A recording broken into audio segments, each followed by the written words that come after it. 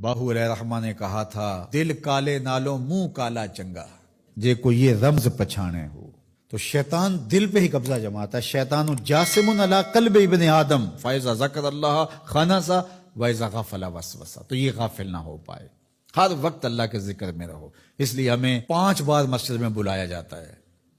نمازیں ہیں تو ہم صبح ساری پڑھ لیں ایسا نہیں ہے، ہمیں مختلف اوقات میں بلایا گیا ہے۔ صبح اٹھتے ہی سجدہ ریز ہو جائیں، پھر کام پہ جائیں، کام میں انہماک ہونے لگا تو پھر بلا لیا گیا آؤ جو ظہر کے وقت، پھر گئے تھوڑا وقت گزرا تو پھر انہماک ہونا لگا، کھونے لگے تو کہا پھر آجو عصر کے وقت، پھر چھٹی ہوئی گھر جانے لگے کہا پہلے نماز پڑھ لو، پھر کھانا کھایا بچوں میں بیٹھے کھیل کود میں لگے دل غافل ہونے لگا کہا آجو پھر عشاء کے وقت آجو۔ اور نماز سے پہلے بھی ذکر، نماز کے بعد بھی ذکر، سونے سے پہلے ذکر، سونے کے بعد ذکر، اٹھتے ہوئے ذکر، کھاتے ہوئے ذکر، کھانے کے بعد دعا، آئینہ دیکھتے ہوئے دعا، لباس بدلتے ہوئے دعا، سیڑھیاں چڑھتے ہوئے سیڑھیاں اترتے ہوئے، کسی چیز کو دیکھتے ہوئے، کسی مومن کو ملتے ہوئے۔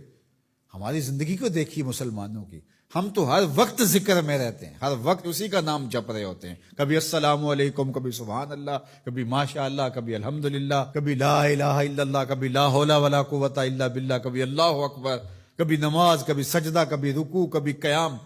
کیسی زندگی ہے مومن کی۔ اور 8 دن کے بعد تفصیلی روشنی کے لیے ہم مسجدوں کے اندر حاضر ہوتے ہیں، اس میں خطبہ سنتے ہیں، اس میں گفتگو سنتے ہیں، بیٹھتے ہیں، ذکر فکر کرتے ہیں، اور پھر ماہ سیام آ جاتا ہے تو پوری ٹیوننگ ہو جاتی ہے پورے جسم کی۔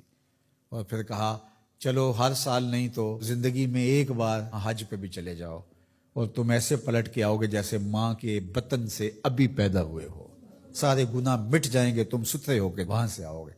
تو مومن پاکیزہ دل ہوتا ہے، فحشا سے، سو سے، برائیوں سے۔ آج نہ ہماری نگاہیں پاک، نہ کان پاک، نہ خیال پاک، نہ سوچے پاک، سب کچھ آوارگی میں آ گئی۔